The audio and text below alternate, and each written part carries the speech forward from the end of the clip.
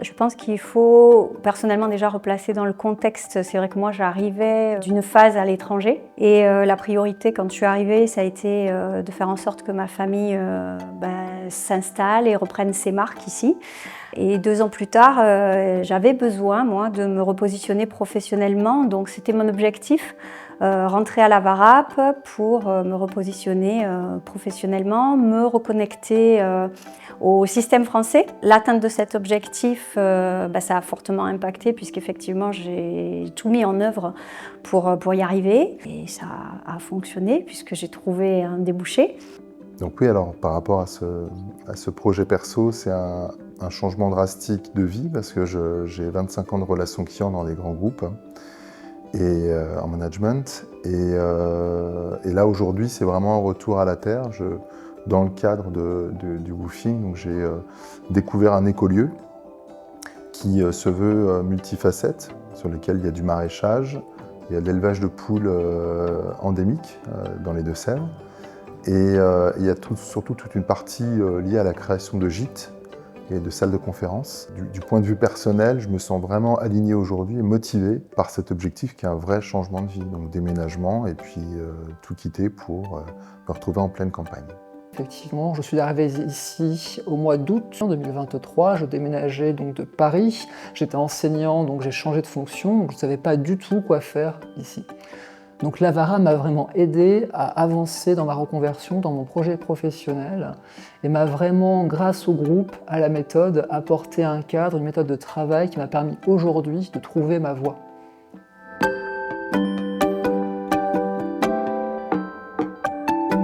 Le réseau aussi, était quelque chose d'assez fermé avant qu'on rentre à la Varap. Fermé dans le sens, ça restait un petit peu une boîte noire. Mais après toutes les étapes qu'on peut avoir au sein de la Varap, on se rend compte que le réseau, c'est quelque chose de souple, de malléable, qu'on est toujours capable de tirer des ficelles à droite à gauche. La Varap, elle nous pousse à ouvrir nos chakras et à vraiment découvrir des voies qu'on n'avait jamais osé aborder. De fait, moi, je me suis lancé personnellement dans une démarche tournée vers la nature, vers l'agriculture et la ruralité. Et donc j'ai pu en direct éprouver ce milieu qui m'intéressait énormément, comprendre les contraintes, comprendre aussi les difficultés. Et c'est lors d'une de ces expériences dans les Deux-Sèvres que j'ai, par le biais des personnes qui me recevaient, j'ai pu rencontrer un projet dans lequel je me suis tout de suite reconnu et qui aujourd'hui est le projet qui m'anime et qui est celui que je vais mettre en œuvre en tout cas.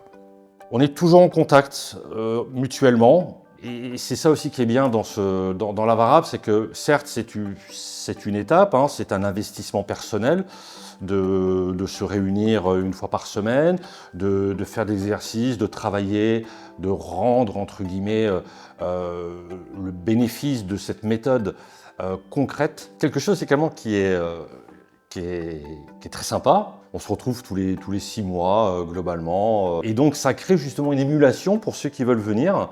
Et clairement, ça nous motive. Il y a des personnes qui en ont entendu parler de la Varap et qui s'y intéressent, qui comprennent le concept, qui ont besoin d'en discuter ouvertement avec nous.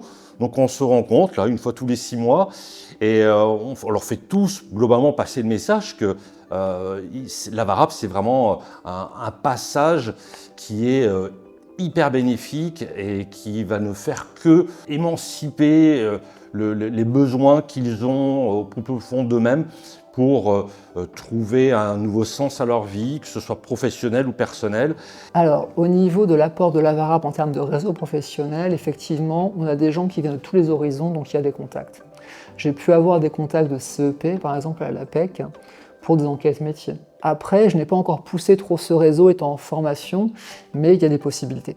Je le vois, je le sais, j'ai des propositions en plus. Et comme j'ai gardé contact grâce au groupe Slack notamment, je peux aussi demander aux gens de la Varap s'ils ont des contacts dans le milieu que je recherche, celui de l'insertion. On a cette continuité, cette ressource en fait à long terme. C'est pas parce qu'on a fini notre travail au groupe Varap que la Varap c'est fini. On a cet accompagnement, on a encore ce réseau qui est créé, on a ces outils sur lesquels on est toujours présent et on peut vraiment, je pense, avancer dans notre recherche bien longtemps après en fait avoir quitté son groupe Avarap.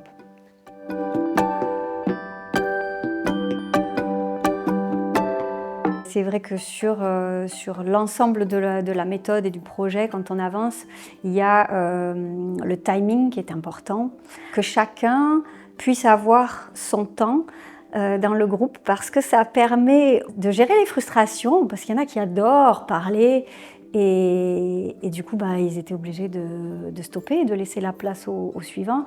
Et il y en a d'autres qui aiment moins parler, qui sont moins à l'aise, ce qui était mon cas. Mais on était obligés, à un moment donné, de dire quelque chose, même si c'était pour dire « bon, aujourd'hui, j'ai pas grand-chose à dire ». Alors au niveau du groupe, effectivement, on a deux possibilités déjà. Ou le distanciel, quand les gens sont très loin, ils ne peuvent pas forcément se déplacer, ou n'ont pas forcément le temps de venir à un endroit.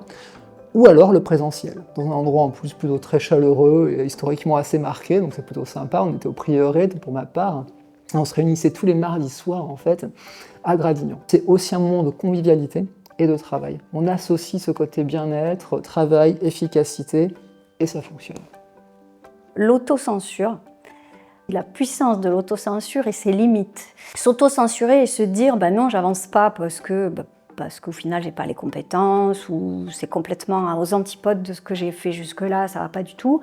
En fait, si, ça permet soit de conforter l'idée qu'on a au départ, de dire non, c'est pas fait pour moi, ou de dire en fait, si, il y a quand même une piste à suivre et toutes ces pistes qu'on explore, tous ces chemins que l'on prend à un moment donné, ils servent toujours. Ce que ça m'a amené d'être animateur dans le groupe, alors c'était au départ assez stressant, sachant que l'animateur est désigné volontaire par ses pairs. Je me suis mis pas mal la pression au début pour faire avancer le groupe, mettre un peu de rigueur, un peu un carcan, alors que c'est un groupe qui évoluait de façon très libre. Et suite à la premier exercice qu'on a fait, en tout cas la première séance que j'ai fait en tant qu'animateur, j'ai eu des retours, des personnes qui m'ont dit « mais détends-toi, JP, vas-y tranquille, te mets pas la pression, tu assures, tout se passe bien ». Et donc l'Avarap, ça permet d'abord de se révéler soi, et ensuite avancer petit à petit, par étapes, vers un projet professionnel. L'étape la plus marquante, c'est peut-être le miroir, qui demande vraiment une introspection, un regard sur soi, qu'on n'a pas forcément l'habitude de faire, et qui vraiment met en avant des moments passés, des moments importants, clés de nos vies, qui font qu'on est aujourd'hui qui on est. Ça permet vraiment de mettre des mots sur ce qu'on est et ce qu'on veut aujourd'hui.